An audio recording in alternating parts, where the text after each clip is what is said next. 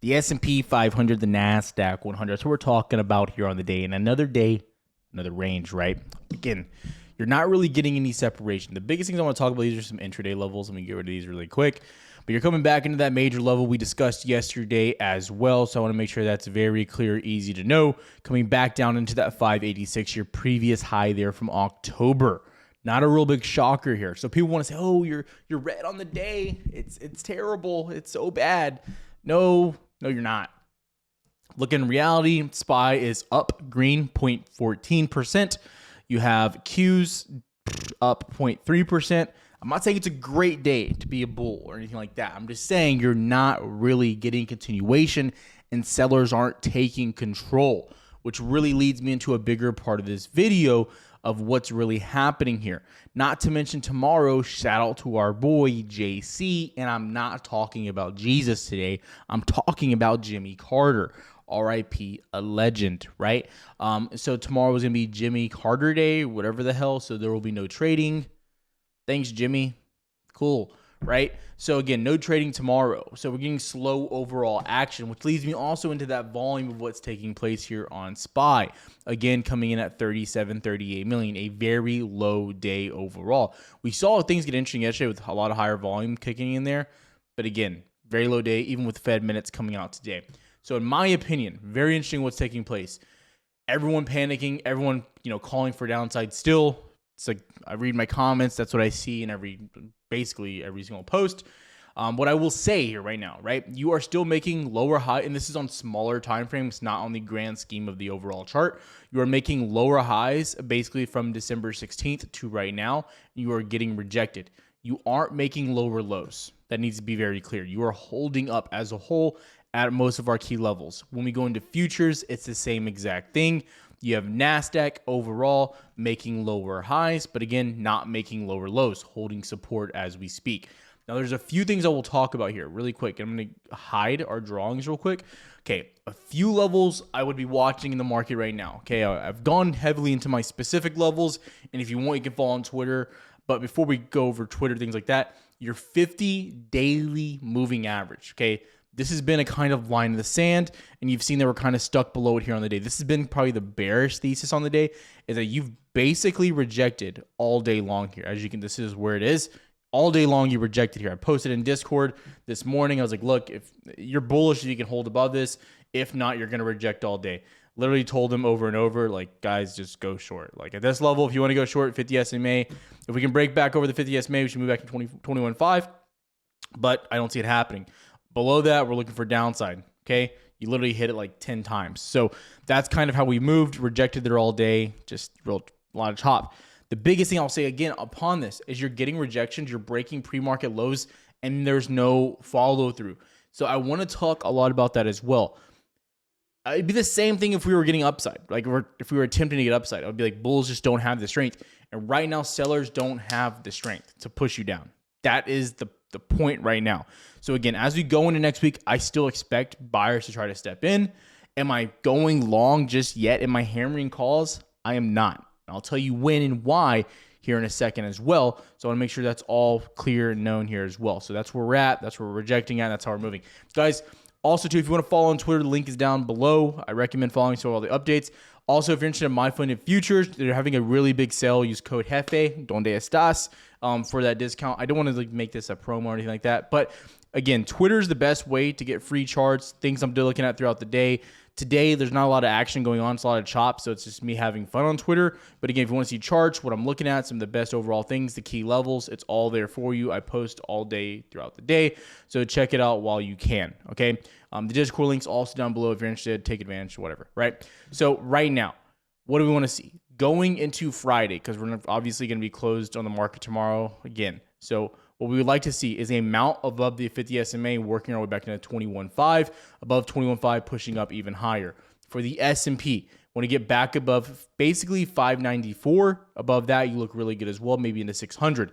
Holding 586, I'm a big bull here. Going into equities, what are we looking at there? This is like the really big discussion of what's taking place out there because, in my opinion, these dips, like I've said, have led to some of the biggest and the best opportunities. Number one, Tesla. I really like Tesla. after Fed minutes, but you got to fake out. I've got to be transparent. I was looking for longs, and I just couldn't get into anything here, so I never got to enter that trade. So yeah, that was like the big trade I was looking for. You just never got back above 399.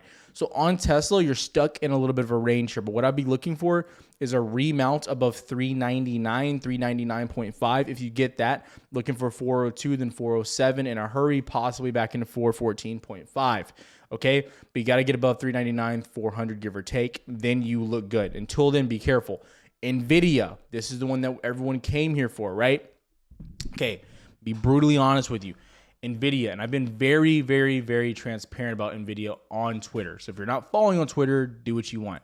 Okay, I told you guys, AVGO under 228, bad. NVIDIA under 141, equally bad, right? You are rejecting the entire day here on NVIDIA. The entire day you've rejected. Now, the caveat of that, right? The only good thing about that now is you are holding above the 50 SMA. And you're seeing a lot of stocks, futures, all at their 50-day SMA here. So very interesting situation right now. If you hold below basically 140, I'm a bear down into 136, 137. So I'm watching this very, very, very closely, okay? I would love to see if you can get above 141. Above 141, I think it's a great long, but right now you're trending sideways in a very tight range. No reason to overtrade it. AVGO, okay, you're holding your level, 128. I traded this. I did not get into target one. I think my trails hit, so I barely made any money. Depressing. But anyways, you're holding above 228. Again, weird action of where you're moving here. The bad thing about AVGO as well is that it looks like a bump and run where you break, retest, and push down on that trend line. That's the concern right now. Below 228, I'm looking for 225, then down towards 220, 217. Very, very, very concerning there also. Apple.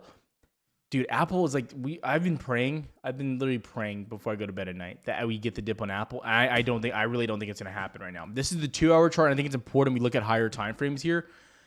Again, basically your support, like in this range here, 241, 241.5. Look at this is what I'm talking about, buyers versus sellers, and I try to go so hard on this, right? Speaking of going hard, I do want to say, and we're going to come back to Apple. If you guys are not following Jay Ream, this is his YouTube channel. He runs everything with me. He does a lot of stuff behind the scenes here on the channel. We're gonna start doing live streams again here pretty soon, but it'll probably be done on my private channel, on my second channel. I don't know. Anyways, but Jordan does everything with me, so I recommend giving him a follow if you have any questions about what's happening in the market, education. Me and him are posting every week now, so tap in while you can. They're both different types of channels, mine and his, so take advantage of it too. Jordan_Ream. I'll probably put a link down below as well if you guys are interested, probably in the comments, so check it out. But Apple, okay, Apple is showing, buyers are showing up, right? You look at these wicks here. It's looking like Apple is finding a bottom, especially if Nasdaq finds buyers. I would be looking for Apple to start trying to break back above 142, holding 142 or 143, I'm sorry, and then pushing back into 145. That's what I'd be looking for here. I think Apple does look really good. If there's one name that gun to my head I had to go long on, I think Apple's presenting itself as that guy. I still would love to see a 137, 136 touch. I just think that's becoming less and less of a possibility based on how it's holding. I mean, this is a phenomenal chart. This is probably the most bullish chart out there right now if I had to pick one. Okay, it just looks so good. Meta, I like Meta. It's holding up. The fact that you haven't got back below 600 or 603 is a really good thing. I want to see Meta back above 617 to go long for confirmation, but you're holding your 608 level. Get above 613 to look good. But like I'm saying, these names look like they're finding bottoms, and these are Mag 7. These aren't small caps or anything like that, right? So again, what I'd be looking at there as we're approaching this right now, okay? Again, some of my favorite names looking at this, and it's just you're setting up very well. Google as well. Google's holding up. This more is a little bit more concerning. Okay, I want to just, I know people have a lot of questions about these names right now. I'd be watching Google for a potential double top action happening there. But in order for this to break down, you're really looking for that break of 185. So you're asking a lot here. But again, we'll see if Google starts to get back above 195, 196. Above 195, I think you could push back in, and you do still look decent there. So what I'd be watching there overall. But remember I talked to you guys about AMD. And I told you, people were like, well, why aren't we buying AMD? And you see all your favorite influencers saying, AMD is a buy, it's a buy, it's a buy. It's trash. I've been trying to tell you, right? In comparison, the chart is terrible. The revenue stream is terrible. Their earnings are terrible, and they just aren't growing, right? And when you look at what's happening with AMD, you came into 132, you rejected, you look terrible, you're breaking back down to 121, 120. If semis start to break back down, I think AMD's the scapegoat here, the one that you're just like, save me, short this thing. So again, AMD's trash, not looking at it, looks terrible. Been saying you came back down to support like we talked about as well. Over the weekend too, we're not at the weekend yet, but I'm going to be watching Bitcoin pretty closely, coming back in at 93 to 94K, right back at our support that we've seen for the past like basically 2 months almost now, right? If we can hold here, I do like the possibility of Coinbase trying to find buyers around 250 to 260. If Coinbase breaks below 245, I think Coinbase will drop in a hurry. So what I'd be watching for now is Coinbase coming into 245, 246. Below that, you will come down quickly into 225, 230. So be watching out for that. But as long as we hold that, I'm looking for a bounce on crypto and looking for Coinbase to find some buyers as well.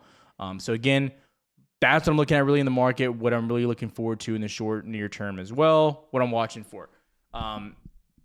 Few other things, though, as far as Fed minutes and like a fundamental viewpoint of the market right now. I still am watching the 10-year yield. This is extremely concerning, and I think comments that Trump has made make me more concerned as well as you're pushing up here on the US 10-year yield. Very concerning for myself. So I'd be watching this, and like you don't see any like cooling happening here. The yields look hot. This is directly going to hurt the market, right? I've said it for weeks. Like there's one area in the market that's dangerous. It's what's happening with yields, right? It's the most dangerous thing that's happening. I think TLT is going back down for lows. Like this is a problem. This is not what you want to see for a healthy market. And I think Trump, Powell, and the Fed are going to be butting heads. And I think this is not ideal.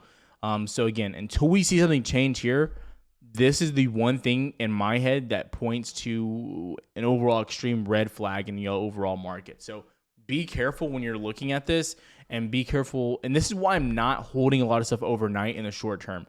Like day trade bias, yeah, I favor the upside, but swing trading, I don't think is the play at the short term right now. I've been saying this for a while, but again, my overall viewpoint, what I'm watching here, and kind of how I think we keep moving forward is till yields can get in a better place and we see interest rates cool off and what's happening there. Like this is bad. Like yields are a problem. And I think Trump getting in office just escalates this problem even further.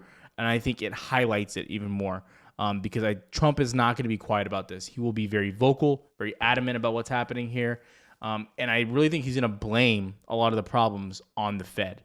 And it's just not a good position to be in overall. So definitely concerning. Would be watching this. But yeah, overall, I think you're trying to find a bottom on a lot of these stocks. This is the concerning part of the market. Nothing else concerns me. But again, what I'm looking at. If you have questions, comment down below. Follow on Twitter, all of that. See you guys next time.